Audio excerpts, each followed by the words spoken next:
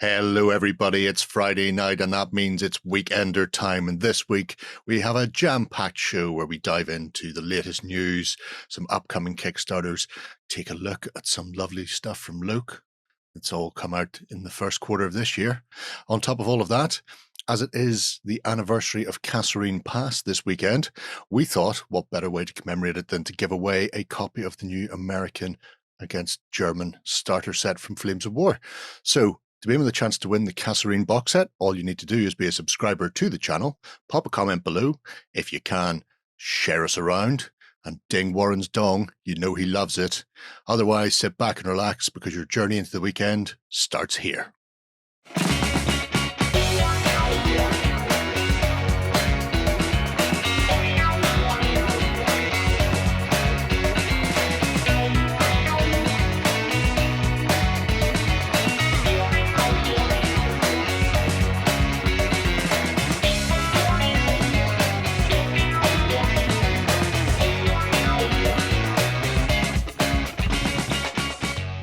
Hello, everybody, and welcome to your Friday night weekender, the gentle easing into the weekend that you all love.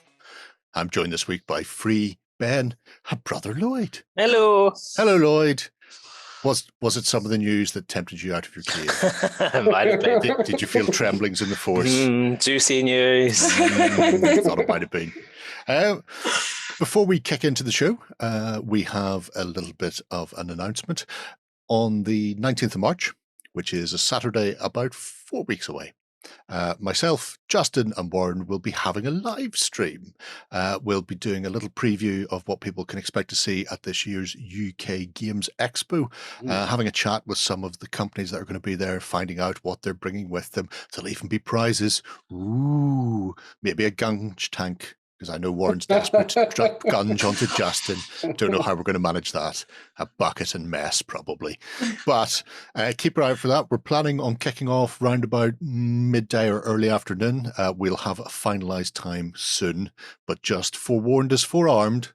So you'll know to be sitting with your popcorn ready with a chance to win all the prizes and get a bit of extra news early. So that's Saturday the 19th of March. Otherwise, it's time to dive straight into the show with the most important part, the Indy of the week. And this week, we're getting down with Iliada Games. That's how we're going to pronounce it. That's it. That's it. You've been renamed regardless. That's your name. This is what you are. This is what you do. So the Iliada Games Studio does laser cut terrain in multiple scales. This is just their front page with some new exciting things on it. But they do a host of scales and also genres as well. So they do sci-fi, they do fantasy, they do Victoriana sci-fi type things, your Martians, your War of the Worlds. In fact, I'll start with fantasy, because fantasy is sort of one of the smaller sections and easier to gently break you into it. He is wafer thin. It is. It's very much a wafer thin. So, as you would expect to see from most laser cut companies these days, they do a good range of terrain, which means you can get your stuff on tabletop very quickly, which is what people are after these days, they tell me. And not just leave it lying in a box in the corner like I do for months/decades. I have so many packs of MDF terrain that I haven't built. Isn't that the sort of the oxymoron here? Is that how you say that? That the terrain, the terrain packs come so well packed that they're so easy to stack up these particular MDF ones. The thing this is, I think it's from some of their more recent stuff because they did the Harbour setting, which was all kind of done for people playing like Blood and Plunder and all sorts of things like that. So they had like a proper nice harbour set and a lighthouse and all sorts of different things, which was nice. And ships. Oh. Ships with the worst thing in the world, rigging. Rigging's optional, kids. You don't have to put rigging on. Feel free to not put rigging on. When did you realise you didn't have the patience for rigging, Jerry? The minute a ship arrived with rigging on it, I looked at that and I went, you know what, I'm not doing any of this. But like Ben was saying there, for something like Blood and Plunder, this is excellent, but also for fantasy games, pretty much all of them will require some kind of dock. If you put the rigging on, I bet you that makes those masts and stuff a bit harder to break. I imagine it would do, but I'm still not doing it. Also, it'll look authentic, Jerry. It would. I don't care. There's no point. You know what it is. You can't bully okay. me. We'll get Justin. We'll get Justin to do it. I like its pit for the Rancor in the middle. That's cool. Yeah. Well, that's where your cargo goes, be it Rancors or barrels of rum. But yeah, the harbour buildings, the wooden dock sets, very good for things like Carnivale as well, because they do little whatchamadoodads. What do they call those things? It's a wall. No, not a wall. It's like a wall, but different raised walls. A fence. These things, docks. They do docks. Almost. You've got fence for ships. There you go. A ship fence. But yeah, you could easily have these sort of lined up alongside the canal in Venice or something, just to add some additional sort of flags and decorations on them to make them more Venetian, and away you go. And, you know, as soon as you add sort of some blinds, canal barges and all sorts of things in there as well, you'd be fine. So I saw that Blood and Plunder's the way to go with this stuff. Well, yeah. Well, we thought you might like that. I'd also like that they do these, you'll find them in a few different sections at different scales. Splat markers. Oh, fab. Which I'm a big fan of, because looking for interesting things to put behind your units to mark fatigue and not just have little dice or little, red glass beads or whatever it happens to be. You can't buy miniatures, and I've bought some in the past, but you're paying the same amount as you are for your actual units in fatigue markers just to lie there being dead. So I quite like the fact that they do that. Yeah, also, and you could spray through them and get chalk outlines on streets. You could. I was just thinking I was just thinking, but I was thinking I'd just literally stick the wee men to the streets. Yeah. Just do a little white outline along the outside. Like some prick outside our office once stuck a pound to the floor to see how many people would go over and try to prize it up. I'd do that. And this was before the days of YouTube. Right? Oh, wow. He must have been sitting in the chip shop across the road enjoying himself watching. Oh, I love that. That's great. The swallow in is really nice. So good level of detail across the board on the fantasy stuff. And do these come pre-painted? As far as I'm aware, these ones do. There's some other bits and pieces that look like they are just the MDF printed. Just the MDF, yeah. Just the I was going to say natural, but there's nothing natural about MDF. Pre-painted. Yeah, these ones are pre-painted, yeah. But things like that. I really like them. The cottaging. Yeah. The thing that's quite nice about these is obviously you've got the Fabled Realm stuff that Foreground do, which is very good, but that obviously has that slightly more exaggerated fantasy feel to it. These, I think, work nicely to kind of cross the gap between fantasy and historical, which I think is really cool. So it's a nice alternative to have as an option. So there's a lot to be said about Tudor-style buildings. Very much so. Yeah. They work all over. I should start English Civil War. They work through different time periods as well, which is great. So. I won't start English Civil War. Stop that. Why would you even say that? Anyway, so I do. Fantasy. There's also 15mm stuff, which is some miniatures. So these are quite nice. Throw some of these up. So if you're interested in playing tiny fighting men, like the way I think it should be done. So your 15mm RPGs, that's exactly, yeah. Then they have a nice range in here. Obviously, again, sort of traditional fantasy. There you go, Ben. Yeah. Look at that. Look at him. My character of choice. Could he be wearing a breastplate? Yeah. Or could that just be his belly? Who can say? I was thinking that. Except if you go back, the problem with getting down 15mm, if you scroll back to some of those pictures, is they don't necessarily look like they're shouting more than they're shocked in all these pictures. Shocked. Go back another one. It's a dragon. Oh. Shocked. Go back another one. That cleric's just met an atheist. An atheist on a world where gods actually walk. I'm appalled. He looks disgusted by something. Look, evil dwarf. Paladin. Ooh.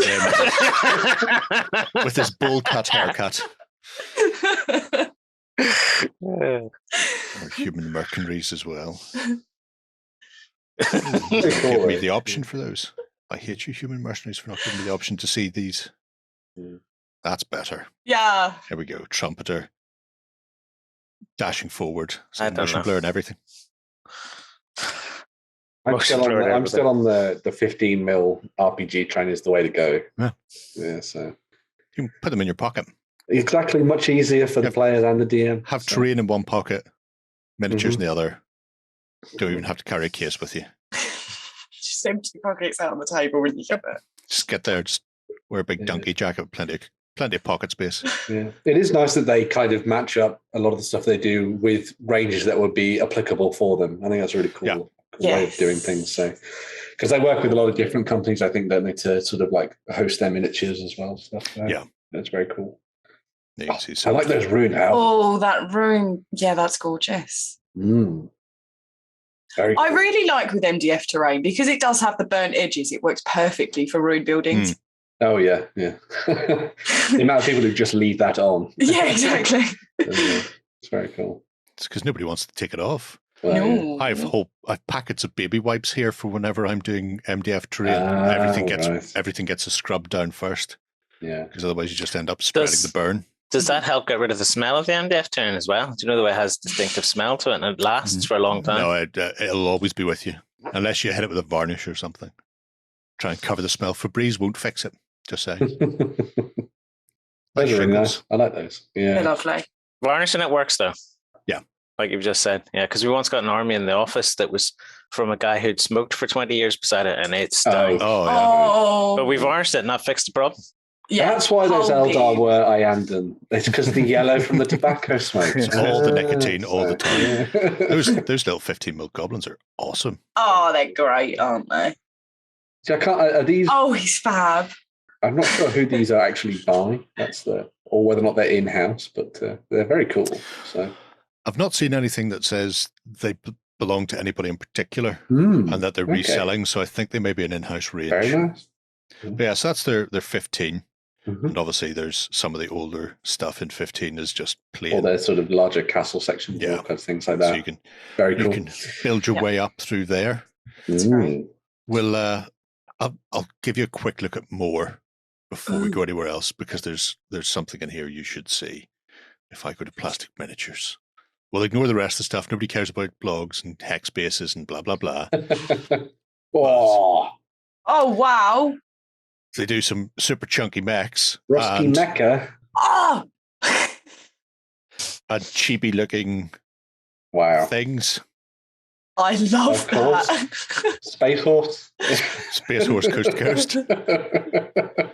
Rusky the Muty Cat. Oh, look him. You can put a whole pretty awesome. Put a whole crew of these together for Stargrave. He looks infuriated, like somebody just threw water over him. Yeah, you know? I will not have a bath. He pushed something off a table, but unfortunately there's zero cheese, so it's floated. He's never been so annoyed in all his days. Oh, I definitely do Stargrave with a bunch of these. They're fab. That's awesome. Yeah.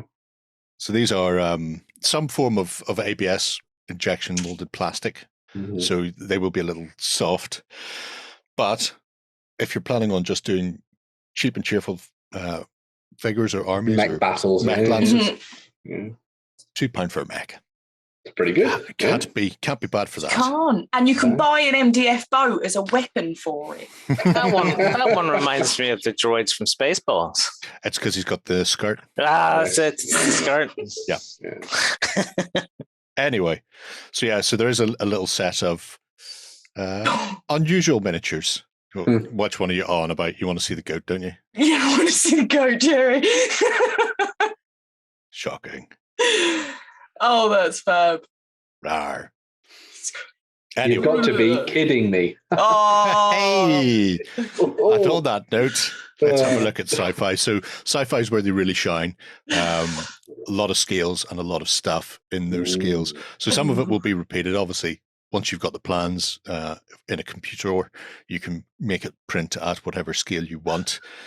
But it's when they start adding in the Victoriana stuff, I really love them. So cool. You too can have a Martian tripod. It's always so nicely detailed as well. It's a nice thing with all the flat panels of tend to have lots of detail worked into them. So it's not just sort of like bare wood, as it were. So. And you know what they say?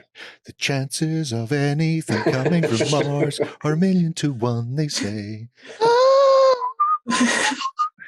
Anyway. But still they come.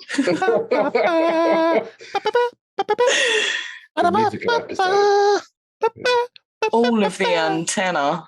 Yep. And you can see there, you can get them in 3, 6, and 15 mil. So the big Martian Stompy thing is part of the 3 mil range, or the 1/600th, which is nice. This is some sort of 15 mil floating hover tank. Yeah. But by the time you get down to 15 mil, though, you should just get those spiders with the big long legs and just get a box of them, dump them on the table, and see where they go. Yeah. The ones that look like daddy long legs with no wings, those ones. Start catching them in a jar, release them in your next day. Your opponent just runs away. Oil derricks, pumping stations. Cool. Oh, they're great. I like them. Lots of nice things for kind of adding a little extra character to tabletop.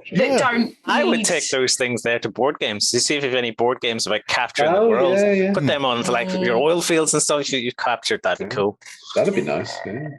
Definitely. 100%. I'll jump into the 1/600th while we're talking about 1/600 stuff.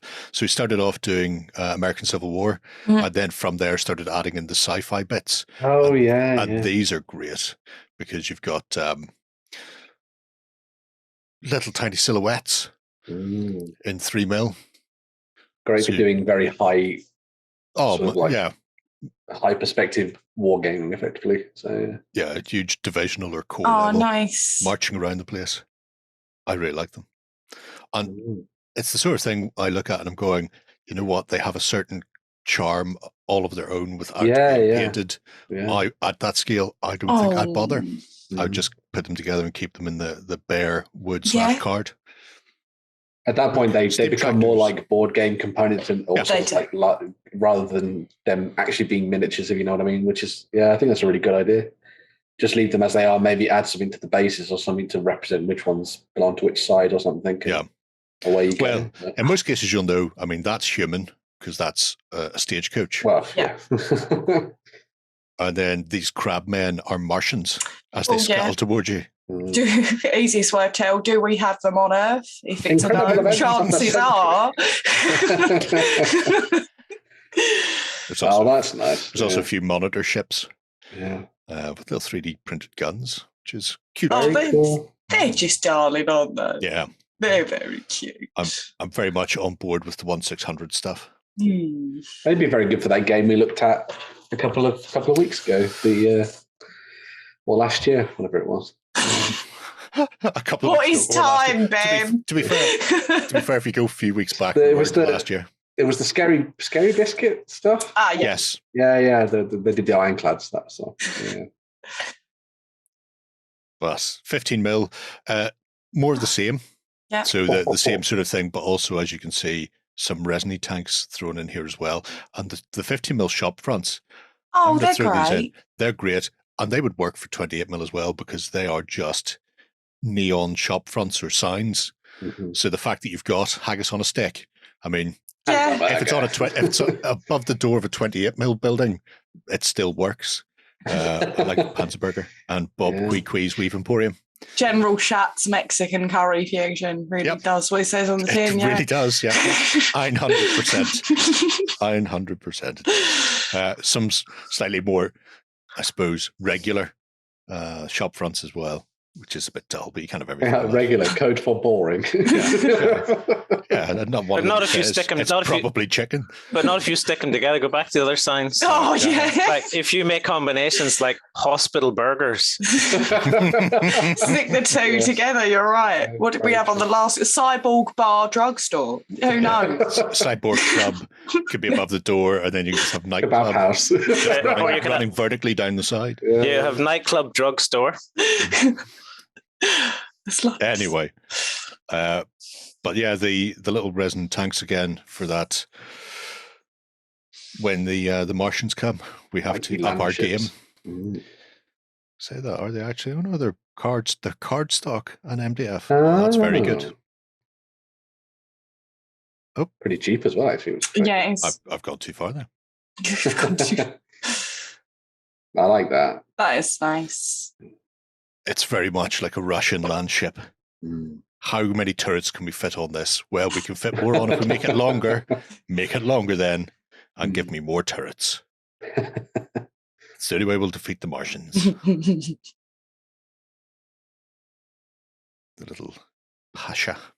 These would be quite cool for full spectrum dominance as well. The guy Lazy Forgers.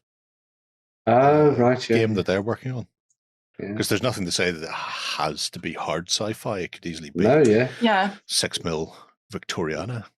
Or you could have your you could have your 28mm guys with little radio controllers and have a tank battle going on. Yes. That's the sci-fi equivalent of them playing football over the trenches, kind of. So I like the tiles and stuff. 28mm gives you some tiles and scatter. Very good for Necromunda. I was just about to say all of that stuff. I don't know who came up with this first, but it's become sort of industry standard now. Where the Coke can towers. You build around tins. They say Coke can. If you get a beer can, you can have a much taller tower, or go for a 2-level effect with a nice path running down through them. Oh yeah, Pringles can if you want to go really mad. Or Prongles. Different dimension of Pringles can though to a Coke can. I know that. So Jerry's right with those extra. Do you know the way you get the beer cans with the extra bit, and you can get them like that 20% extra Pint stuff size. in them. So that's the ones to go to if you want really big ones. And a good drink at the same time. Yep.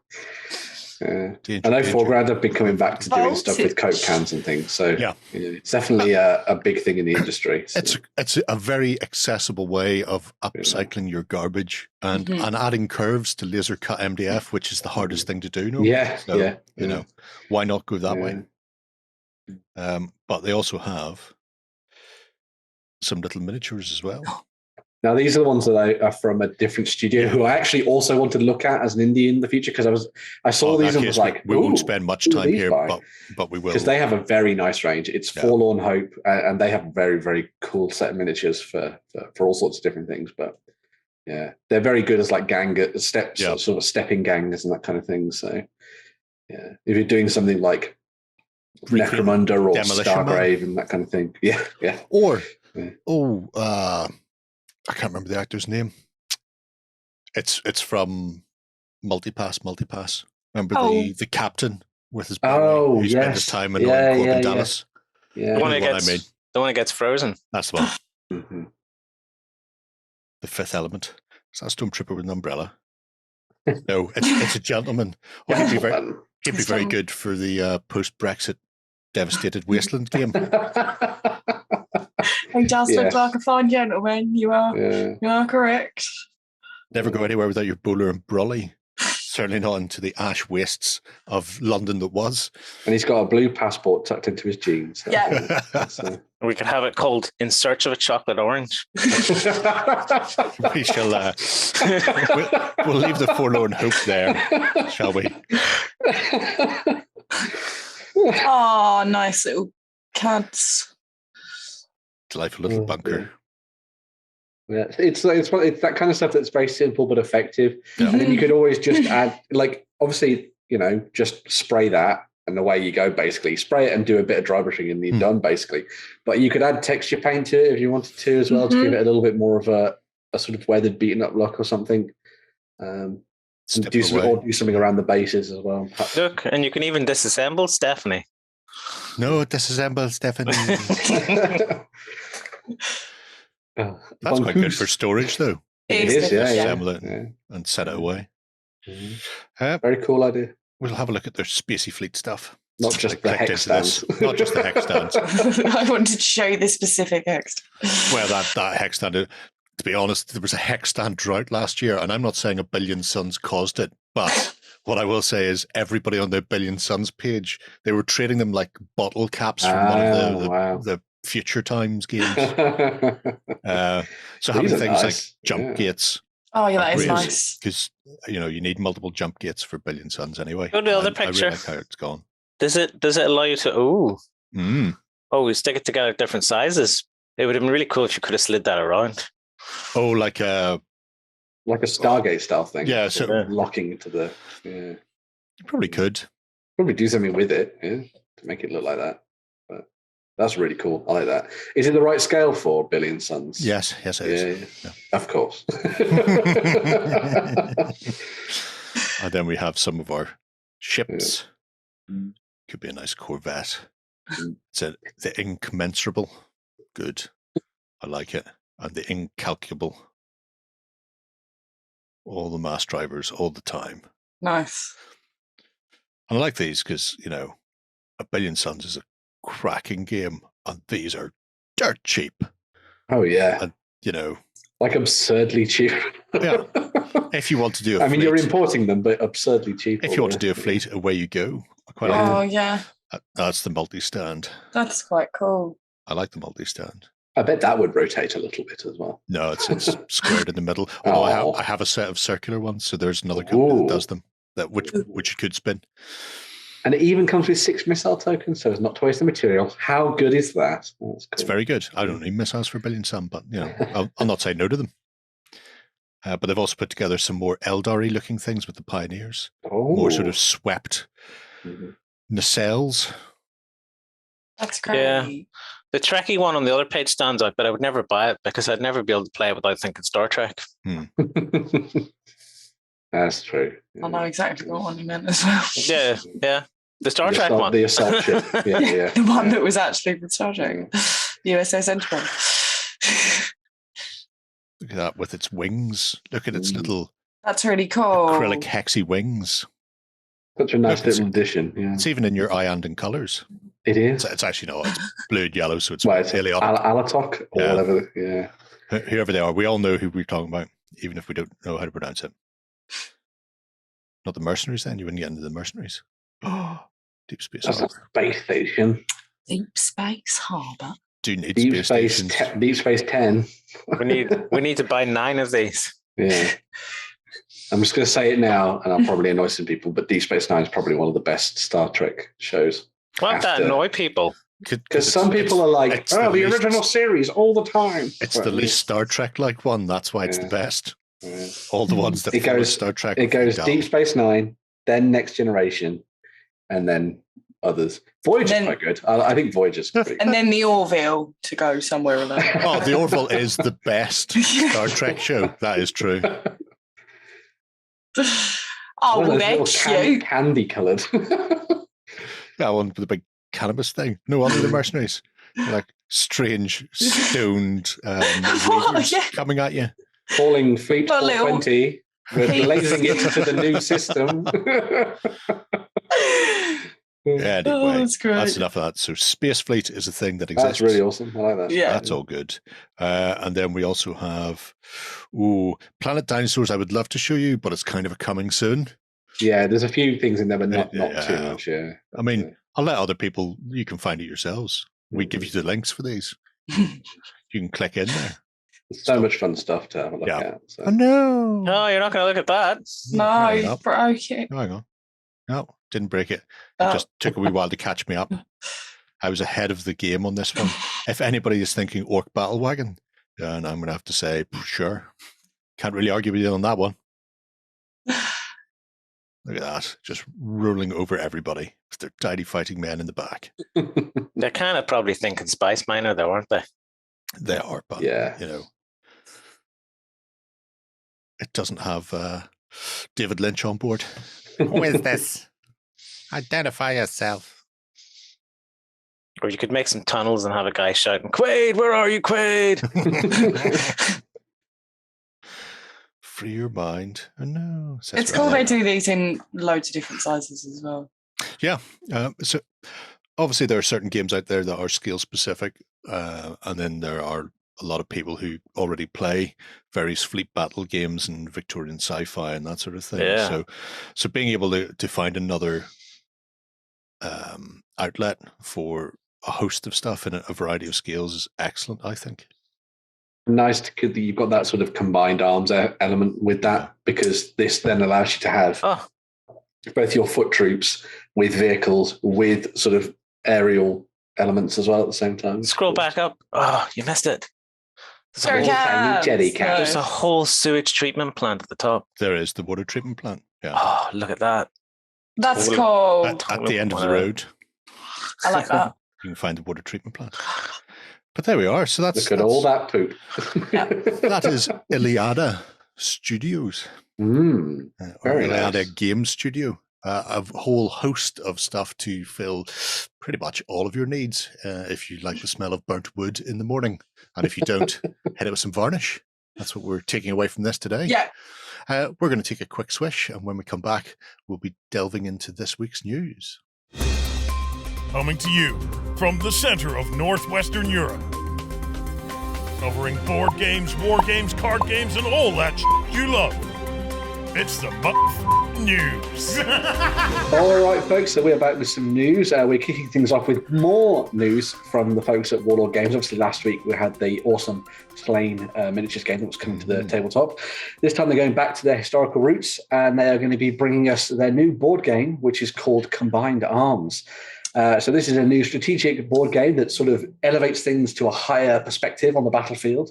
You are going to be in charge of a sort of, as you might imagine, combined arms force for either the Allies or the Axis, consisting of your infantry, your armored divisions, your naval units, and your air units. Cool. And you'll be fighting over a variety of different theatres of war throughout all of World War II, basically. Is this like World War II, the Beano edition? Because that's what it looks like on the box. The action comics version. Action comics. Yeah.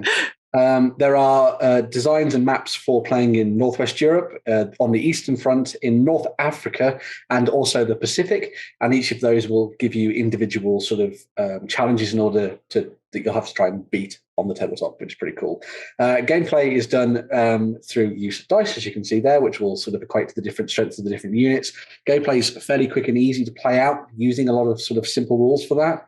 But then a lot of the other sort of like the depth to the game comes in the use of a bunch of different cards that you get. So you have sort of rounding cards that will affect sort of the way that things play out between units, and this will affect sort of like the grandest sort of events going on around the tabletop. And then you also have a set of initiative cards within your hand as well. And these can all be used to dictate exactly what we can do at particular moments, and sort of like gotchas and things. So you can see there you've got one that'll sort of like affect when played alongside an order and all that kind of stuff too. It looks really cool, a very interesting little simple game to play. I will say that it is a little bit longer than you might imagine. This is it's from Riverhorse and Warlord, and they said that it's going to be about sort of 2 to 3 hours sometimes to play out one of these games. Really? It's such a small board. Yeah. Exactly. I assume there's a lot in it. But I would also assume that people who are very familiar with this kind of game could probably play it a lot quicker as well, I would think. But you could totally use them little oil rigs we were looking at earlier. You could definitely. You could, yeah. The actual way that you sort of win is that you acquire victory points, and the victory points are gained from either controlling specific objectives on the tabletop. So that might be, as they said, things like cultural centers, so cities and that kind of thing, or it might be strategic reserves. So it might be stuff like radar towers, airfields, and all that kind of thing.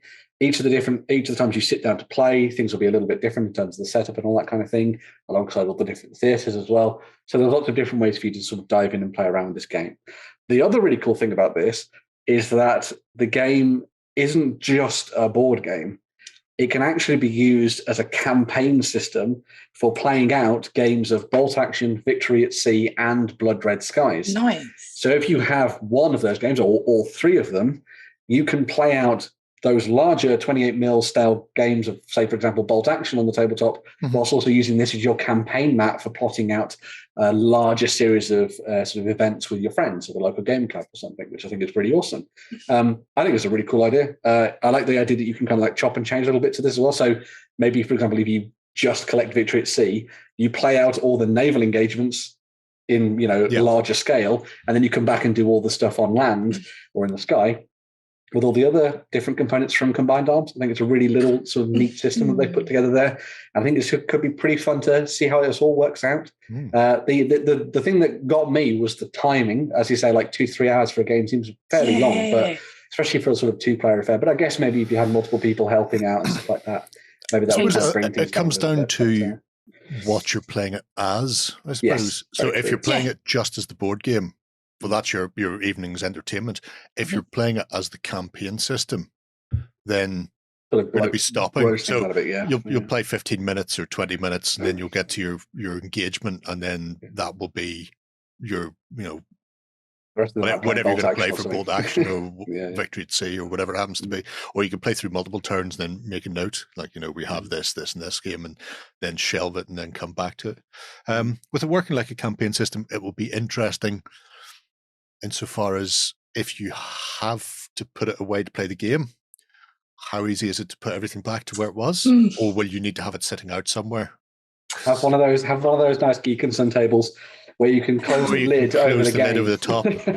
Well, it's pretty small, to be honest. You could just stick it on a tray and put it above your fridge. Yeah, or just take a photo of it and reset things up. I guess, magnets. But, put rubberized sheets on the back and magnets everywhere. I say if you pre-order, you get yourself some sort of flying fortress as well. Yes, and so if this isn't for pre-ordering just the core game of Combined Arms, but if you buy one of the bundles, because they're going to do a bundle of Combined Arms, and it comes out for sale this weekend, by the way. Well, pre-order this weekend.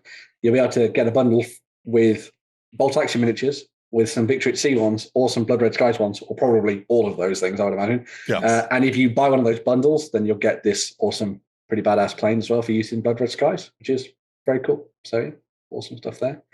Funky. Mm-hmm. I quite like it. I like campaign systems anyway. It's interesting that on the front of the box as well that it says that it is also a board game. It's like it was written with it to be the campaign system in mind. And then it also kind of works as a board game, but then it's also a board game that also works as a campaign system. So fascinating to see how that sort of works out. And I'm always interested in playing out things like that. In fact, I was talking to Charlie about this at Salute, about potentially doing something where we could maybe play out some games over the course of a couple of weeks and use this as the campaign mechanic. So, you never know how these things will go. But moving away from historical and into the fantastical, Mantic Games have announced a new 2-player starter set. Are you excited about this, Jerry? By any chance? Am I? For what? What's it for? It's for Kings of War. And it is the Storm in the Shires. So last year they released Clash of Kings 2022, and apart from having a whole new balancing act in it and some new stuff and scenarios, they introduced 2 new forces, which was the Riftforged Orcs, which got these new plastics, and the Halflings of the Shire mounted on those. Are they little leprechauns at the front there, Jerry? They are not leprechauns. Leprechauns are much taller than that. They do. The top hat, the gold. No. These are the Shire Defence League, as I call them. They got really annoyed with being part of the League of Rodria and all their taxes and stuff going off to the League. So they decided to leave the League in a Shire exit. Went home and decided to stay by themselves. Anyway, very cool. Yeah. They're riding dogs. They are riding dogs. They're riding Aralezes, which is a Slavic mythical beast. You can get winged versions of them as well. His lance is very short. He's a very short individual. It depends who he is. Do you mean this guy? Yeah. It obviously, you don't want it to be too long, because then you'll catapult yourself into the air. It's so short, I get the impression he's just going to eat an ice cream or something. It's like a cornetto upside down. It just needs to go past the front of the dog. If it goes past the front of the dog, then you are within striking range. I quite like him. He's got a massive set of mutton chops on him as well. Yes. I also think that if you painted that slightly differently, it would just be Jerry on a dog. So, I don't know. I'd definitely give him a bigger weapon. You can get a bigger weapon if you want. I'd give him a standard, possibly use him as a muster sergeant, give him the standard of Hodenberg, truck around the place. But yeah, interesting setup. This is the 3rd starter box for Kings of War. Which is fascinating because unlike a lot of other games and companies, they go, here's your starter box, and this will be the starter box for the entire length of this edition of the game. Instead, they've had Shadows in the North. So it was the Northern Alliance against the Night Stalkers. Then they brought out the War in the Holes, so Ratkin against Goblins, and now we have the Shires. All of them have... Do they always discontinue the last box, or do these come out simultaneously? They discontinue them, but while they're still in stock, you can still get them. So it's not like as soon as this one comes out, the other ones go away. So you kind of get a refreshing of the line, and it means if you're not a fan of the armies in War in the Holds, if you don't want evil on evil, essentially, then you've got other options, which is nice. It does contain the gamer edition of the rules, which is everything you need for the game plus 14 armies. If you want to get all the armies, you'll need to pick up a copy of Uncharted Empires to expand that. But you are getting full game, and then you also have a mini campaign, the War in the Shires, which they've done before. These are little A5 campaigns. Well, my Shadows of the North beside me somewhere, but essentially they take you through building your force and playing your force, and it's a slow grow essentially for what you have in the box set. Are they balanced then, these forces? Are they? They are. I total them up because it is my want in life. They come out to about 550 points each. Okay. And that's if you're using full model count. Yeah. But because they come with all the bases to base them individually, but because Kings of War uses footprints, if you get footprint bases, so if you get the 5x1 cavalry, or the 5x4 infantry footprint cut out of a bit of MDF or plastic card or whatever, you could put less on and get more out. So instead of having a full unit of 20, you could get away with 15 on a base. Just make them a little bit more like a rabble or something. Have them a bit more spread out, and then you can squeeze a few more units out. But 600 points. The core infantry are all plastic from the new sets, and then there are 2 resin heroes, one for each. Stormbringer on Manticore. That guy's amazing. I love that. Beautiful looking figure. I love the way that Mantic do their orcs anyway. Yeah, these are different. The Riftforged are a bit more bruisier and updated. Stormcast Eternal Orc. But a large chunk of their army still comes from regular orcs, so not all of them need to be, although you can just go fully Riftforged if you want. But if you've already got existing orcs from other stuff out there, you can mix and match. So I love their goblins. The Mantic goblins are so good. Mantic goblins are awesome. I've been very good so far. I've only got a warband for Vanguard. Only got a warband for Vanguard. But I was thinking, if I pick up the War in the Hold before it goes away, that would give me a bunch of goblins and some more Ratkin for my Ratkin. I don't need any of these things, but I will, because it's me. But yeah, I'd like to see that they're sort of churning through as well. That they're not just sitting on one thing. Does it build on the storyline that's unfolding in Pannithor as well as it goes? Yeah. Okay. So the Riftforge essentially got created. We already had the halflings part of the League of Rodria, but now this is just a pure halfling army. Like I say, they Shirexited the league. So this gives just a full army, but you can still field some halflings stayed. Some didn't want to go back to the Shires and lock the doors. So you can still have them in older armies as supplemental. The Riftforge, essentially the last campaign that they had, Halpi's Rift, the orcs took a massive shoeing out of all of the factions, and Mantic looked at that and went, if we advance the storyline, how can we add this in? So the orcs had been originally created by essentially an evil god, Garkan, and he looked at his minions getting slapped from all over the place and went, no, we need to fix this. So he spent some time tweaking away at the orcs and then released a whole new batch onto the world. So this pushes on from Halpi's, and then the Storm in the Shires campaign will push on as well. Mantic have said they're going to be doing a big worldwide campaign this year for Kings of War. Nice. So I don't know where that's going to go, because they did a little mini one because Halpi's had been out for a year, but everything had been locked down. And so it was kind of, we'll do a long weekend. People can feed in. We can at least say that storyline is wrapped up and moved on. Oh yeah, you fed your battles into that, didn't you? I did. Yeah. 4 halfling victories. Yeah, so it's exciting times, and a nice box set currently up for pre-order. So I think it comes out in March, in like a week or so. So yeah, not too much longer to go. I don't need another copy of the rules, but I will take a copy of the rules, because by Grabthar's hammer, what a savings if you're picking up those boxes. So it's all good in the hood. Now, staying with me, but moving away from the Shire, Fireforge Games have been teasing, showing haven't off, they just? What they're planning on doing for their upcoming Kickstarter, where they will be visiting the Sengoku Jidai period, the Warring States. So these are, as they say themselves, prototype models, and they are early versions of the prototype models as well, that they've had sitting around for a while. So they're sort of cutting and changing and playing with at the moment. But the idea is to have 7 different box sets available by the end of the campaign. Presumably some of that will be dependent on how well it goes. Oh, yeah. But we've already seen Samurai Cavalry, both with the big Yumi bows and I'm trying to remember the name of that. I want to say it's like a Barta or something like that, their spear.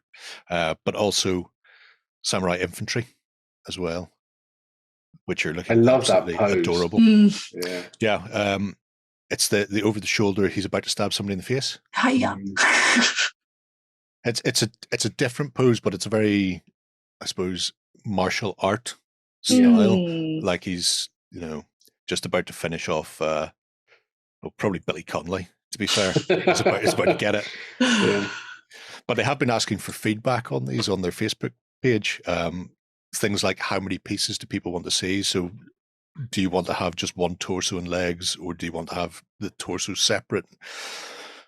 More pieces is good for flexibility, but can be a pain when you're trying to build a lot of armies. So they're trying to work these bits and pieces out at the moment as they sort of go through and start tweaking and look for feedback now, rather than people start to give feedback when they've started to do sort of prototype plastic tooling. That can be a bit of a pain in the backside. Yeah.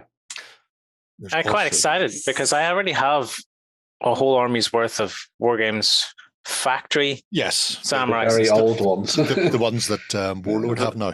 That I've never built, but I'm looking at these going, I might need these instead.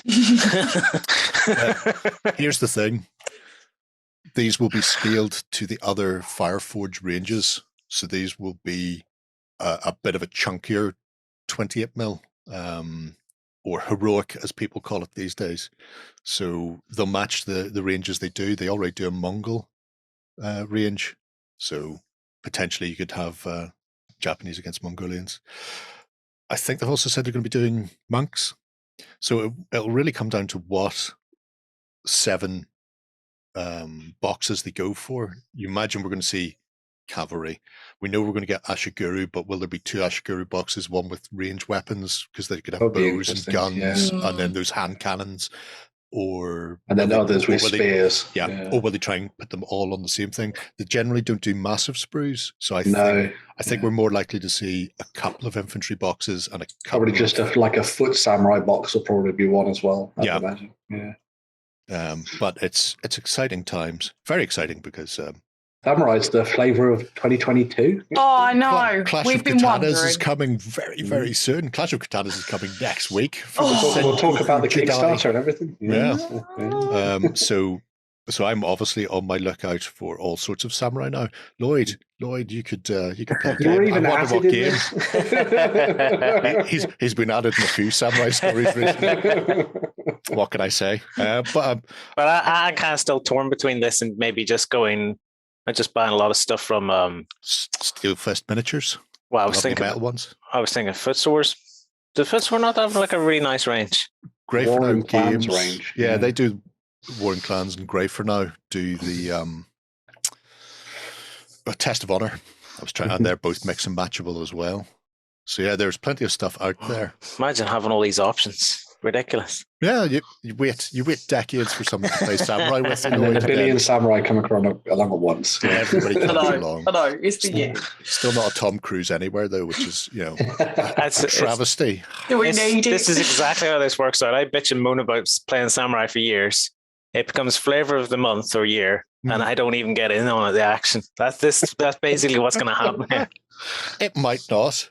I'll tell you now, there will be a copy of Clash of Katanas kicking around because I'm be picking it up. There's no way on God's green and verdant earth I will not be getting into Clash of Katanas. So it doesn't matter what we play with. We will. Did the Saga version ever come out yet?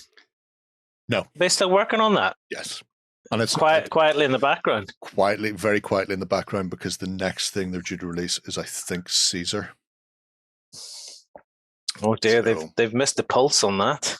Yeah, they'll be late to the party. They're still focusing on their. Or they'll bring it up. They'll bring it out once everyone has released all of their samurai stuff, so you can very easily dive in and play the game. There you go. Yeah. Oh, they're just being crafty and wait for the player base to be built, and then go, look at this other set of rules that you really, really want. Who can say how things will pan out for that? But yeah, worth keeping your eye out. And if you are interested in samurai and you're on the Book of Faces, you can stop off and let them know what you think. Scream at them that they don't need hilts on their katanas and stuff like that. Authenticity. You know, but you can just nip them off. Well, you know, this is what somebody was complaining about. Don't need to do both on the sprue. Just do them with hilts on there. And we'll cut them off if we don't need them. Going, sure, mate. Okay, grand. Anyway, Sherlock free. Okay, so Lucky Duck Games have teamed up with the BBC. So we're bringing Sherlock Holmes to the tabletop, not just with a one-off Sherlock game, but Lucky Duck has started collaborating with BBC. So this means familiar characters, settings, and storylines taking front and centre on our tabletops in a series. So we've got Benedict Cumberbatch, and Martin Freeman, and they'll gear it up for Sherlock on a series of titles over at Lucky Duck. And the first one we have got is Sherlock Case Connection. So it's the first one to be announced by Lucky Duck for the Sherlock series, and it's a competitive puzzle game. So where players are going to be thrust into an investigation. So it's inspired by the BBC show. Are you giggling at the word thrust, Lloyd? Maybe. I'm maybe still thinking about Cumberbum. I just want to know what everyone's favourite one is. Mine is Eggs Benedict Cumberbun, but everybody knows who you're talking about. You just do. So it's focused on cases which Sherlock does present. It's for 2 to 4 players, and they'll attempt to solve the case that Sherlock is upwind of. So they're going to need to collect proof, synthesise evidence, and in a series of clue hunting. So you're going to strive to be the next best investigator, referencing scenes from the show, and potentially outwit Sherlock himself. So this has been announced as a cooperative game. The police are coming to get me. I apologise. Sherlock has tracked you down. He has indeed. They're coming at you for your bad puns. Oh, they're always the best puns are bad, Lloyd. He's going to be cooperative, so all players are going to fight to become the best detective. So it's paralleling the likes of Sherlock, and players are going to have to be on their toes to find more clues and decrypt and synthesize the evidence to prove the most worthy compared to their competitors. So as you can see, the artwork is familiar from the series. It's taking off stills from the TV show. So it's all on the tokens, the game boards, the cards, the referencing themes in the show in general. So I do like the fact that you can play it in half an hour, apparently. It's a very, very quick one. And it is pitched for... How could you play this in half an hour? How could this be quicker than an actual episode of the show? Yeah, I know. That's a very good point. Because it's pitched for 8+. So it means the themes are not going to be too much of a hardship to learn, and it's perfect for smaller investigators keen on developing their skills. I assume it's going to be done using the kind of digital sort of app-based stuff that Lucky Duck have been doing previously, because they use that for a lot of their like clue-based games. I assume that's why they've got all those different things that you can sort of pick up on the different cards and stuff, which would be pretty interesting. So there's no way it's going to be half an hour. You spend the first half an hour trying to install the app. You don't count that every time you're playing. I need to look it up now. It is set to be released worldwide, completely worldwide audience, in loads of different languages such as English, French, Italian, and Polish. And it's going to be heading to tabletops in the second quarter of the year. So if you're after this one, keep your eye out for Sherlock Case Connection, but we will be seeing more Sherlock-themed stuff. Sounds very cool. As someone who very much enjoys Sherlock Holmes Consulting Detective, I think this could be a neat little kind of like step up from those kind of games. Although I do quite like those ones because for the first like 15 minutes of playing Consulting Detective, you all sit around with the old copies of the newspaper and you pour through it silently. And then someone goes, ooh, and you go, huh? And you go, oh, wait. And then you keep reading for about 10 more minutes. And then you go, well, I found nothing in my paper. What did you find in yours? Melons on steel. Somebody on my way is getting rid of a swimming pool. I assume it is app-based since there's not a bit of text on any of the cards. It's all stills and images. Yeah. They've done some really nice stuff with their games and their kind of like investigation. I think it's just called the investigation series, but yeah, they're very, very cool. They did some nice stuff in the past. It's very interactive and it's got lots of ways for it to kind of like add replay value to it as well. So it'd be very interesting to see how that one plays out. Yes. Excellent. Well, Ben, where are we off to next? We're going back in time. We're going back to the mid-war of World War II. John's not with us, unfortunately, but I will endeavour. You're singing? Yeah. That's why I will endeavour to talk about tanks and get everything wrong. So we're heading back to the mid-war with more stuff. So as you might have seen over the last couple of weeks, and also at the start of this week, we did some unboxings for their starter sets. So you had Tabuk and Kasserine. Kasserine's the one you can win this week, kids. Anniversary tomorrow. Yeah. In addition to those starter sets, there's also 4 new sort of company boxes. So they've done one for the Fighting First, so you're Americans. They've done one for the Africa Corps, so you're Germans. You've got the Armoured Fist, the Brits, and then the Avanti, which is your Italians. As you can see, they all come with a shed load of tanks. So if you like armour, they have definitely given that to you. And then also the things to then blow up the tanks in the form of the artillery and the anti-tank guns as well. So how many guns do the Italians need? 488s. Now that's area control on a board for Flames of War. You just put those in a line like that on one side of the board and your opponent will not come on that side of the board. The British have found some way to hunker down. Blow up the castle. So yeah, this is one of the things that a lot of people have pointed out. There's a lot of tanks and artillery in these boxes. Not much infantry, in fact, no infantry. And as John was talking about in one of his boxes, they are kind of key to a lot of the different ways that you can play Flames of War. So I would assume we're either going to be seeing some repackaged infantry kits in the near future for the mid-war, or you'll just be able to go and scout out a lot of the plastic kits they've done previous to this. It's one of the things that I've always quite liked about Flames of War is I've really enjoyed it at this scale at 15 mil, but I've really liked it when you see the infantry actions going on alongside the sort of combined arms with the tanks and stuff as well. So hopefully we'll see some more stuff for that in the future. But if you just want tanks, then these are basically the way to get in and pick up every tank you could ever need effectively for its least force. I think John has done unboxings of all of these. So you'll be seeing them popping up fairly soon. I have to say, if you're planning on playing out the mid-war and playing out that North African Libyan campaign, having a truckload of tanks isn't a bad thing, because there was an awful lot of large tank engagements because you had tons of open area where there wasn't anything going on. So they just did donuts around each other in the middle of the desert. Then occasionally they would run into something like a Tobruk where they would just siege that for the next couple of years, or it would pass back and forth a couple of times actually. But having little infantry is not necessarily a terrible thing for mid-war for North Africa. So it's definitely a good place to start. It's also much easier to learn the game with tanks. Oh, yes.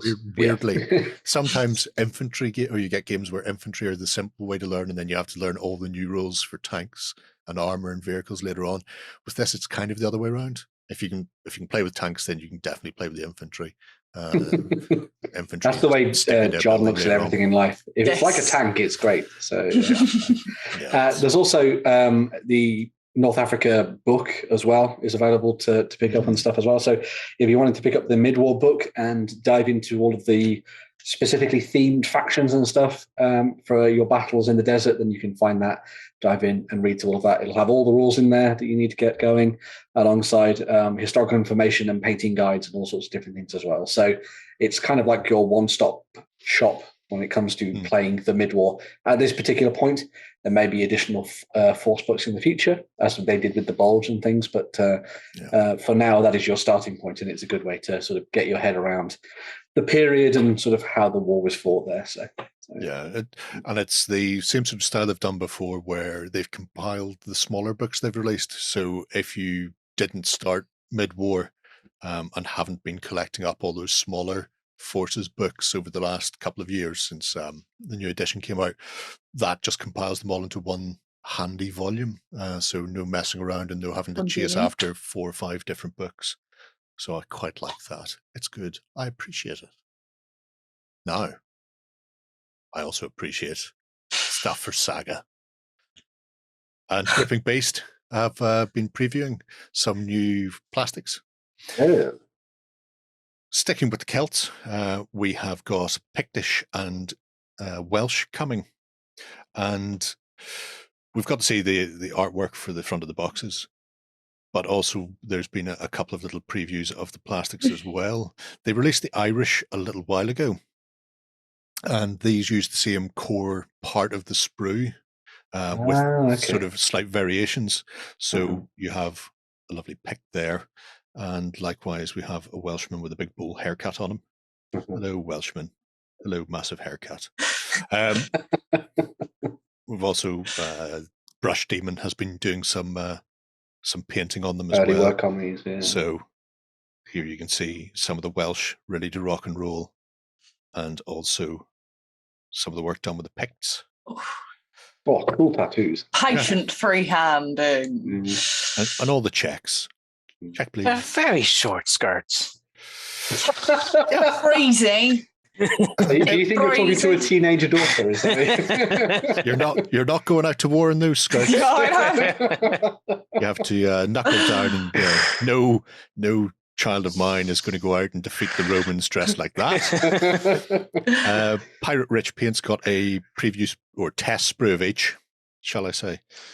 So you get a chance to run over them. But if I just, I want to pause it. How do I pause? That's how I pause. You can see the top of the sprue has the same 5 bodies, then the shields, and then the same arms and heads. So you get down to about halfway or 3/4 of the way. That's the Irish sprue. So the bottom quarter, bottom third is where they put the differentiation in. So the Irish got Dane axes and that sort of thing. There's a few extra heads. For the Picts, you get your crossbows and cloaks. There we go. So you've got your hooded. Oh man, I love a good hood. Yep, yeah. And they're unusual Pictish shields of all sort of strange, unusual rectangular geometric shapes. Likewise, then the Welsh has their own little changes on the bottom of their sprue, which will be in here somewhere as well. You can scroll through this at home. But interesting set. The fact that all 3 kits use the same core means that the boxes could be mixed and matched to your sort of heart's content. Let me clarify. So there's 3 different sets in 3 different boxes. Irish are already out. Yeah. Picts and Welsh are coming, and they all have the same bodies, heads, and arms up to a point, and then they change. So for that period, you can get away with quite a lot of mixing and matching, especially when it comes to Picts, Irish, and Scots. There's quite a lot of blending going on there. Boxes are, I want to say it was 25 people in a box for 18 quid, so reasonable. It does mean you're only getting 1 Pictish crossbow per sprue, so that's only 5 per box, which seems lacking for me. So if you are doing something like Saga, you're going to need another 7. It's a Soviet message. 1 person in the village gets a crossbow, and everyone has to share it. That's Now, obviously, they're not making these for Saga. They have Sword Point, their own Sword game, Point, yeah, which they're sort of tailored towards. They also match into the gripping base style. So if you have metals, then these plastics will work with it. I'm not a fan of the chunky gripping base style. I picked up the Sons of Death for Saga years ago, and they are very chunky, robust. They do make the sculpts very easy to paint up because they are big, solid chunks. So you can see very clearly defined arms, legs, faces, that sort of thing. But it's an aesthetic choice that not everybody likes. If you've got a load of footsore stuff for Saga and you put these side by side, you will noticeably see the difference between the Picts and the Picts, depending on company. So it's one of those things where you'll have to decide for yourself whether it's for you or not. Well, it depends on what you're after. Let's not forget what it's like when we stand next to you, Jay. It's the same. It's the equivalent of me standing beside you. And we're real world people. That is true.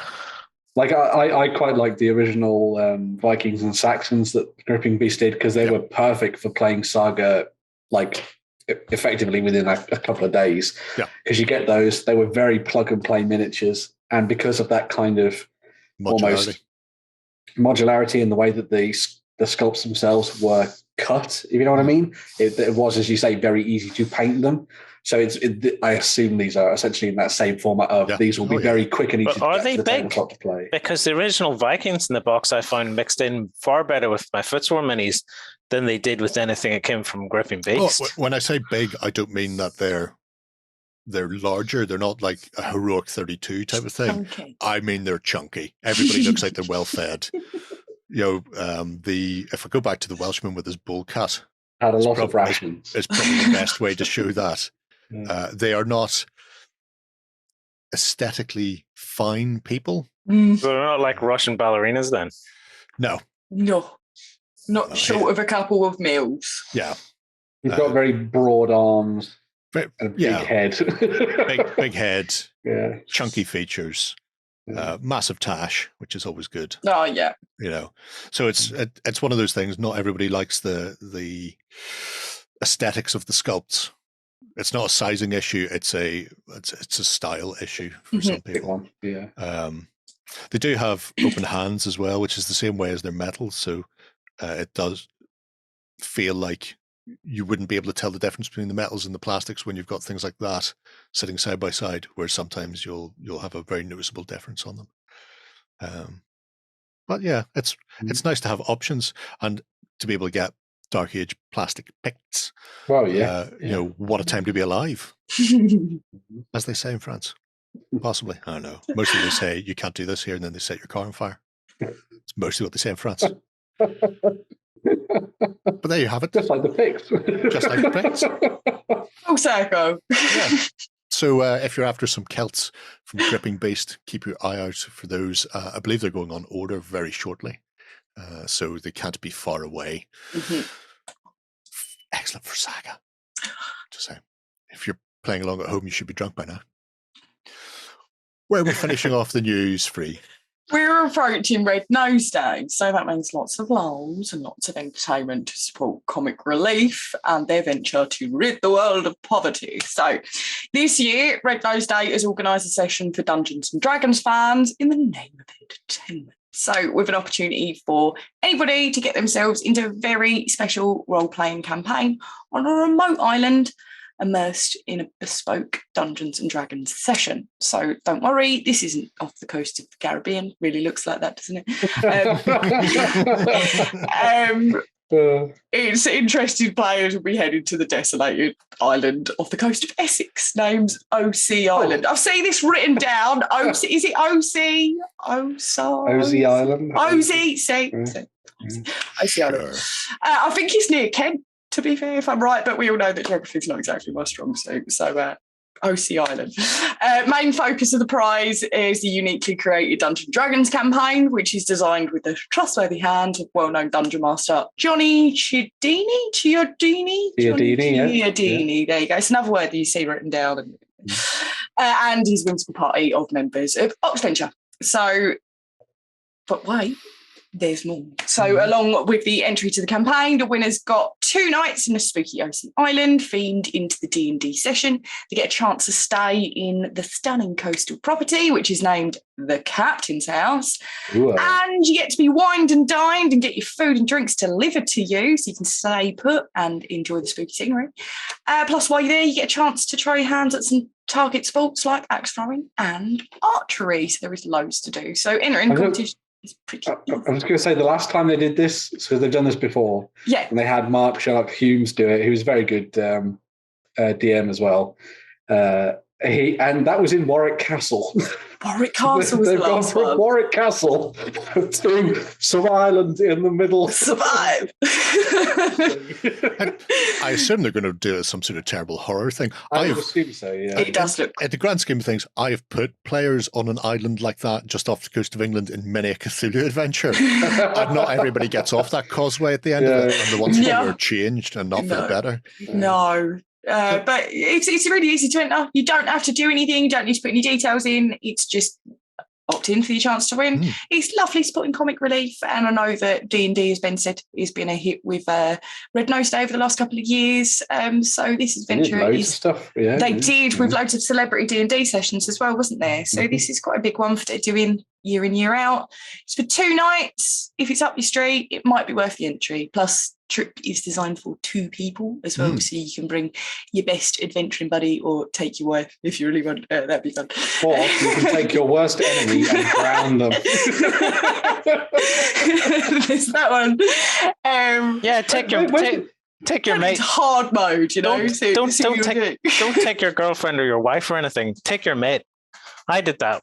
Well, I didn't do that. My mate's girlfriend was organising a trip for them to Barcelona, and in the end, I went instead of her.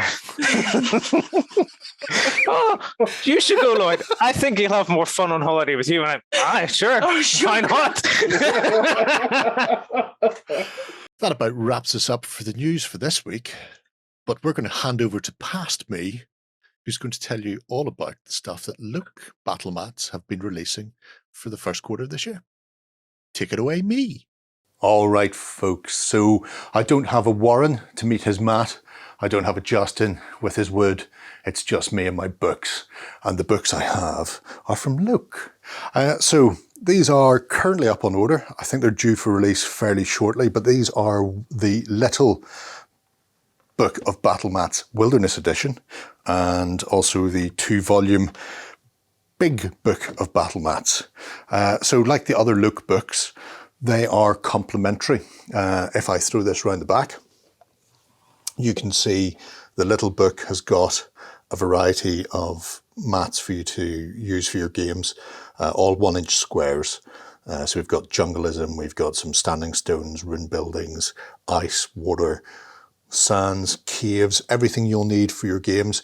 And then the larger book also has these, but in 2 additional sets, which can be combined in various ways, which I'll show you because I'm good like that. So if we have a look at our little book first, it's relatively compact and bijou. If you are not a big map gamer like myself, but you want to keep a track of where people are in combat, then you can use this and just have a small group of figures down so you can tell where people are at. As you may notice, I've got a little set of standing stones on here, or runed walls. These are static terrain. Let me see if I can get a piece up. I have no fingernails, so you'll have to bear with me as I run these. There we go. So these come from an additional pack of static terrain pieces, of which there are 90 for the Wilderness Edition, which come on sheets just like this. As you can see, I've already been playing with them, but they've got anything you need for your sort of scenarios, from rivers to trees to hedges and pools, and even a little camp is available as well, and some bigger things. So this is quite cute. If I jump into one of the bigger books, you can see, if I go to the same page roughly, the small book is set so it's got the same length as one of these, so you can use it to extend if you do have the books, and then you can plot out your various runes. Or if you don't need the little book, you play with the larger ones, then you can obviously just go completely ham on this. They are also dry wipeable, which means if you have something like a clever trapdoor that people have found, you can mark it on afterwards. Or if you have locations to be searched, you can cross off where they're at, and then they can all be just wiped clean afterwards, because dry erase is what it does. It wipes clean. When you come to stick the books together, you can do some interesting bits and bobs. Obviously, all of these pages are full colour, and the illustrations on them are absolutely stonkingly gorgeous. You can see here I've got a rowboat that I've put together. And then when you grab the same pages from the other book, and this is 9 and 10, and I also have a 9 and 10, you could do that and give yourself a 2x2 to play on. Or, if you're like me and old and grouchy, you could do something like that, and maybe they've come up the river looking for this waterfall, where you can see I've got a little set of stepping stones leading up to the waterfall itself. But maybe it's not a waterfall. Maybe, in fact, when your people explore, it turns out it's the entrance to a hidden cave. Behind the Waterfall. Dun, dun, dun. Storytelling at its finest, folks. You know you love it. So obviously, like all of the Loke BattleMats, these are self-contained. You can just get the Wilderness book and go through it and get yourself some great maps to play on, from jungles to deserts and beaches. Or you can combine these with some of the earlier Loke BattleMats they've done. So they're already fantasy outside wilderness sort of areas. I believe just the original book of BattleMats is a fantasy one in a similar vein to this and has similar pages but with slightly different layouts on them, so you can combine multiple books together now to actually get quite a large playing surface if you need it. So that's one thing Loke are doing, which is the wilderness books of BattleMats. Always good fun. But the exciting and new thing Loke are doing, exciting and new. Obviously, they know a lot of people play RPGs with their stuff. So they have the Loke immersive GM screen, as you can see here. And this is really nice because it is just a generic screen. On one side, we have that delightful cityscape. But if you were taking my amazing layout of my hidden waterfall cave, then you could instead throw up this wilderness instead. Or if you're painting miniatures and you're taking pictures, they make a really nice backdrop, just saying. So they've started to move into, I'm going to call it generic role-playing add-ons. The books are there, great. The terrain packs are there, very nice. In fact, there's a GM bundle coming that will include quite a lot more scenery than is in this pack, plus the GM screen. But they've also done a few other things. Come in close, Shay. Come to me. This is the deck of combat twists. 150 cards to enhance your RPG combat encounters. And this is a thing of genius, because it will get a lot of play for D&D fans, I'm sure. However, it is completely generic. So if I toss away that, there's two little cards explain how you use them. However, you can just chuck that to one side because it tells you how you use them on the back. You have targeting, you have wild magic, you have tactics, and you have environment. And literally, you just flip these cards when you need to do something. So if you're running a game and you need to decide who's been hit by something horrendous, you can just flip the card over and it will tell you Dexter attack, targeting who, closest target on the right, where in the cheek the effect will leave a scar, and you can use as much or as little as this as you need to. So if you don't need the effect, if you are literally trying to randomize a party member, you just stop at who. If it needs to be any more specific, you've got the other bits there, or you can use the effect as well, which is really nice, especially for random encounters when people are moving, to give you some ideas of some of the things that you can find. Here we have pincushion for wild magic. All arrows head to this spot regardless of where they are, and blah blah blah. And then I would then just play a targeting card and it would tell me character closest on the left, or it might tell me the character with the most armor. So you can be hit up by things like that. My favorite of all the cards so far that I found has got to be the environmental card, which is Forlorn Goblin. Deprived of company, the lonely little goblin steps out of the shadows, arms wide, and goes in for a mid-combat hug. I mean, that's nice. It's not the weirdest thing in the environment deck. There's another one that says all the terrain that you're hiding behind is magically imbued temporarily and gets up and walks. So if you're hiding behind some bushes and rocks, waiting to ambush somebody, and all of a sudden your cover just leaves, leaving you crouched down looking like morons.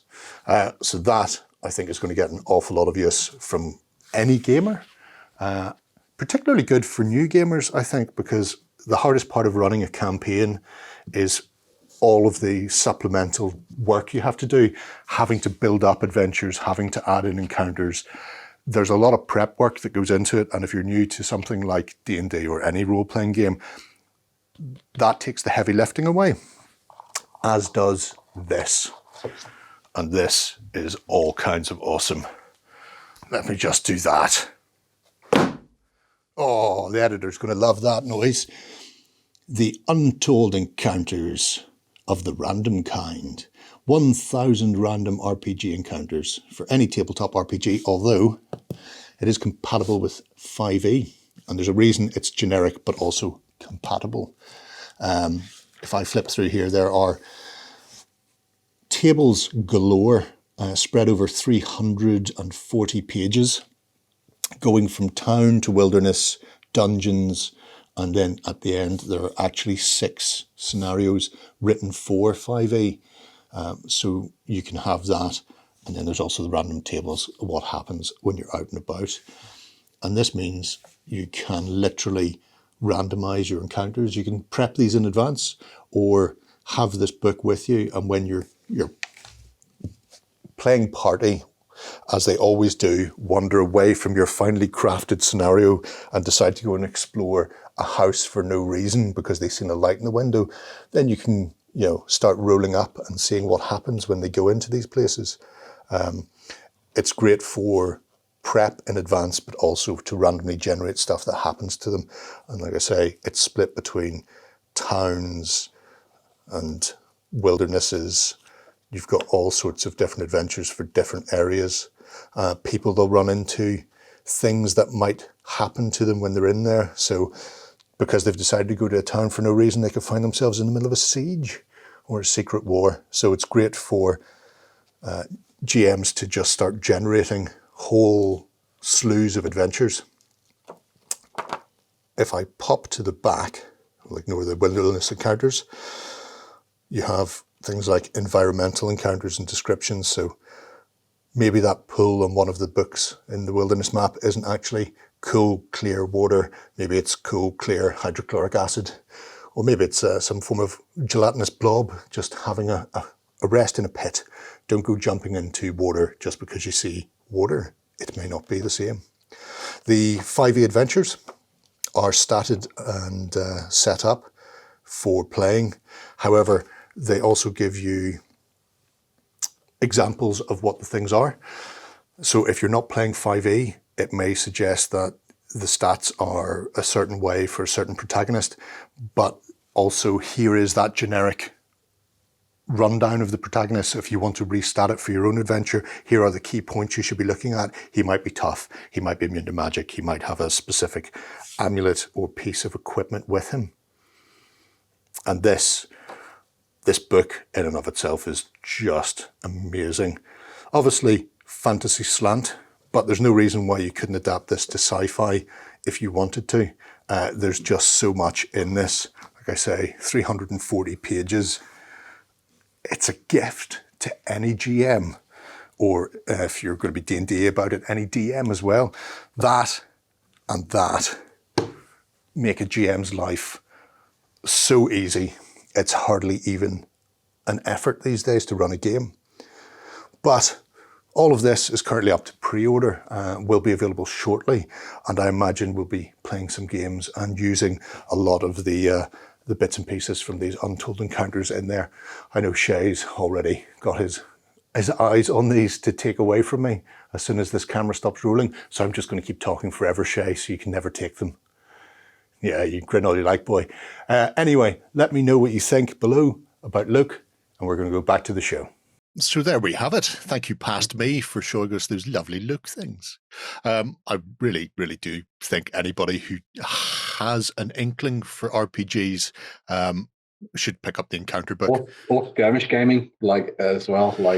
Oh no, I'm not even worried about the mats, but particularly the Encounters book is a no-brainer for any GM or would-be GM, regardless of how long you've been playing. If it's your first game you're ever thinking of running, or if you've been doing it for decades, it's just got so much stuff in it. So yeah, fascinating stuff from Luke, as always. I did say in that it was March's release. Actually, some of it's already come out, and the rest is on pre-order for March. So depending on what you're after, you may find some things like the Wilderness books are already out there in the wild. Out in the wilderness. Anyway, to finish off the show, as always, we've a couple of Kickstarters. Benjamino, what have you found? So the two that I've picked up for this week are decidedly grim, dark in nature. There's no Warhammer though. It's okay. No, they've not gone to Kickstarter just yet. They'll be going to GameFound or their own funding platform called Warhammer Fund Me Now, please. But anyway, so we're starting things off with a look at what Daniel D. Fox and his team have been doing when it comes to the RPG known as Zweihander. So Zweihander, for a lot of people, will be familiar, is a kind of sort of stopgap role-playing game that came out around the end of the sort of, second edition and through the period of the third edition of Warhammer Fantasy Roleplay, where kind of Fantasy Flight Games took over and turned it into a little bit of something different. A terrible board game. Exactly, yeah. So Zweihander came in and was kind of like a return to the sort of second edition classic feel of playing Warhammer Fantasy Roleplay, but obviously with its own label and world that they created within it, very heavily sort of influenced by Warhammer Fantasy Roleplay.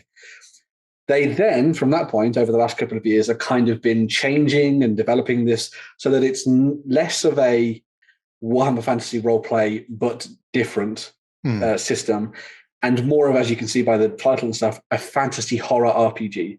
So it now takes inspiration from the likes of Solomon Kane and those kind of stories. A little bit of Dark Souls in there. If you like your anime, Berserk is also a big influence on what they do, especially in the artwork and the slightly weird, crazy, chaotic elements that they've built into this too. There's also a lot in there that is very sort of influenced by kind of weird Gothic art and stuff, and very Baroque elements too. This has all then sort of been condensed into this new beginner-friendly starter kit that they've designed. So there's the standard edition, which you see there, which comes with the player's guide. So it's kind of like a guide for players, effectively, to get them building their characters and learning how to play the game. There's also the Games Master's Secrets book, which is sort of like a guide to telling stories and using monsters and all the different encounters that you'll dive into. There's also a full adventure included in this called The Secrets of Swansea, which is sort of... there is a Swansea? I was just about to say, wow. It's in the south of Wales. Everybody knows it, all right? Which is really cool. So that's been designed as kind of like a psychological horror mystery, which I think is really awesome. There's a map of Swansea as well. Again, just look on Google Maps, guys. There's also a whole bunch of dice in there. There's a GM screen. There's all the character folios for the different professions that you can take. And there's also a bunch of cards that you can use to kind of make gameplay a little bit easier. A Field in England, which is a very good film. It's an amazing film. I'm glad other I people... would also recommend The Witch as well. That's also very good. But yeah. So as you can see, they're kind of drawn influences from a lot of stuff that isn't just Warhammer Fantasy Roleplay. Obviously, you could use this, but I don't see why you would when Warhammer Fantasy Roleplay 4th edition exists. And it's great. But if you wanted to try and tell a little bit of a different story, this is kind of where this fits in, because it can be used to kind of either develop the world that they've created or sort of build on one that you've come up with by yourself. So yeah, very cool. The expanded sort of version of the starter set then comes with a set of like special coins in there. There's also new maps and artwork and all that kind of thing as well. And then it includes all of the additional stretch goals at the same time. It's still a D100 system, so it's a D100 percentile, and you roll low, obviously, in order to survive, in order to succeed in tests. They've also thrown in loads of additional bits and pieces in there, kind of like weird magic and all sorts of different things like that. It's very reminiscent of Warhammer Fantasy Roleplay and a lot of the themes, and kind of like magic is seen as something that is weird, and people rely on like trinkets and talismans in order to keep themselves from being dragged off into the darkness and all that kind of thing. It's also incredibly brutal. It has chaos and all sorts of corruption elements built into it as well. It's a really fun one that I think a lot of people have very much dived into and had fun with over the years. I know it's also won Ennies as well, the initial Zweihander rules, because it is, and that's a pretty big deal when it comes to role-playing games. So this isn't just sort of like a knockoff, as a lot of people see it. It's actually developed into something a lot deeper than you might have first thought. So if you kind of like disregarded Zweihander when it first came out, in favor of playing second edition or fourth edition Warhammer Fantasy Roleplay, it's definitely something to look at if you want to try and look at something a little bit different, which is really cool. They've also got, as Jerry was showing off over on the Kickstarter page, a Session 0 starter kit. So if you want to play the game, but you don't particularly, well, if you're interested by the game, but you don't want to pledge yet, try before you buy. You can try before you buy. It's entirely free, the Session 0 kit. It comes with a bunch of characters for you to play as, a short story, essentially like a Session 0, kind of setting things up and sort of ingratiating you to the world of Zweihander. And as I say, it's utterly free, so there's no reason not to download it and give it a go. You can have a look at the mechanics, see whether or not they fit for you, and if they do, definitely make sure to go and back this and see what you think. It is incredibly well funded, as you might imagine, and they have bust through a whole bunch of different stretch goals, so there's those things added in to that higher tier pledge as well. But if you just want digital or physical versions of the basic starter kit, you can also do that. So yeah, very cool. There was a bit in the video that looked like it was an open mic night. One of the artwork towards the end. I'm telling you. Yes. I'm telling you. Do you want me to go back up and find it, Lloyd? I'm telling you. The last bit of artwork in the video looks like an open mic night. The true horror. That's a nice map, isn't it? That is. Yeah. This also points to a lot of the other stuff that's been done for Zweihander, by the way. So you see all these different things like blackbirds and the main gauche and stuff like that. Those are kind of like spin-off things for Zweihander. They can kind of take things in different directions. So if there's a particular kind of like style of dark fantasy horror game you want to play, that's where all that kind of like folds into the mix as well. So it's very, very cool. It's definitely one to go and check out. So the last Kickstarter then. Planet 28. Yeah, so Planet 28, I talked about this a couple of weeks ago. I also did a little kind of review of it as well. Full disclosure, I've backed this, so take anything I say with a pinch of salt. But Nick Evans, who wrote the original Planet 28, which is a narrative miniature skirmish set of rules for playing out kind of grimdarky, baroque, gothic sci-fi games. Maybe something like Inquisitor or Necromunda or Rogue Trader style stories. All of these would be very appropriate. Well, he is now back on Kickstarter with the second edition of these rules. So the first edition rules are still up there for free for you to go and download, or you can pay what you want as well. It's pretty cheap, actually. They recommend about $6, which isn't much in the grand scheme of things. You can get your hands on the core rules, which are fantastic. There's also solo rules and rules for vehicles.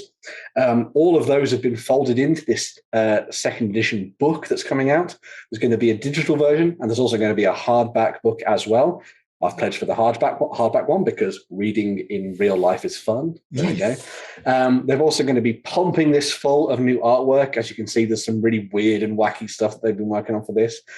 Stretch goals have then unlocked some awesome extra stuff as well. So there's going to be a whole set of paper miniatures based on the artwork. So if you don't have miniatures to play your games, you can do that. They've also thrown in this Death in the Throne Room supplement, which kind of like a little bit of a setting guide for their world. But also could apply to pretty much any system or planet out there in the grimdarker form of 40,000 or something of your own creation. And it kind of allows you to play out sort of like the intrigues and the subtleties and the backstabbing of courtly life on one of these planets, perhaps within the high echelons of the Imperium. They don't show very much on this page. How do you know it's going to be chock-a-block full of art? Because they've said they've said it will. And also, I believe Nick Evans could do this, and I've seen the original version of this. It's very cool. The game itself, for those people that aren't aware, you could go and check out my review. No, I'll tell you all about it. Yeah, so the game itself is a very simple sort of D6-based narratively driven game. Based around the idea of your warbands. They could be, as I said, sort of like an Inquisitor and their henchmen, or a bunch of gangers, or some space adventurers, however you wanted to approach it. And you either fight against each other in gang on gang violence. That was a weird thing to say. Or I thought it was in Gangnam style violence. Or you can play it, as I said, in sort of solo and cooperative modes as well. So you can play against the game. One of the scenarios that they've included within the solo portion of the game is you taking control of a kind of like an Imperial agent and their retinue who head down to a planet to try and find a particular individual. They then realize that the planet is utterly overrun with chaos, and you have to fight all these chaotic individuals and their cultists in order to try and rescue this fellow and get this governor off the planet. So as you can see, it's got a very sort of similar style to a lot of the kind of games that are out there at the moment, like Inquisimunda and Necromunda and Inquisitor and that kind of thing. as I say, the big selling point for me is just how quick and easy and brutal the rules are. There's some really nice rules in there for kind of like upgrading and developing things as well. The game's also been designed as the game is itself a kit bash, because it's been very much inspired by that kind of like 28 mag style thing that's been going on the internet over the last couple of years, where you effectively, if you have a miniature, you can build that miniature's rules effectively on the tabletop. Or if you have the rules, you're then encouraged to go away and kit bash that particular character if you want. So you can draw in miniatures from all over the place in order to play this game, which I think is really, really fun. The other thing as well is obviously the artwork and everything too is very cool. And I can't wait to see what they do next with this. It was a really fun little zine. And I think they did a really good job bringing in things like the vehicle rules and everything else alongside it with the first edition of the game. Hopefully this tweaks and tightens things here and there. Again, it's not a particularly complex rule set, but there's a lot of sort of moving parts within that. The larger your gangs get and the bigger your campaigns get. But it'll be really fun to dive in and see what this is all about. I take it you weren't in quickly enough to get one of the original artwork pledges? No, I wasn't, unfortunately. No. But because that was ridiculously cheap for an original artwork. It really was, 50 quid was it? Yeah. I've paid more the than art for a book. thief. Yeah, you really were thieving it if you got it at that price. I went in at the Cosmic Adventurer one, so I got the PDF and I got the hardback book. So oh, nice! And here's a bunch of the stuff that they've done. So so Planet 28 is the sort of initial version of the rules, which allows you to just play out the gang on gang stuff. Death on the Periphery is the solo, and also you could also play cooperatively style rules as well. Death Machines then throws in the vehicle rules as well, so you've got that to sort of play around with. And then you've also got the fantasy version as well, which I think is called Brutal Quest, which is pretty cool. Hopefully that's going to be getting sort of like a revamp and stuff later on down the line as well. And then there's a bunch of other stuff. They occasionally make miniatures as well. Mammoth do. There's like some weird like gothic creatures for you to sort of add into your games if you want to check out something as well. But tell us this, because I don't know if he mentioned in there, will the solo and the vehicle rules be compiled into the second edition?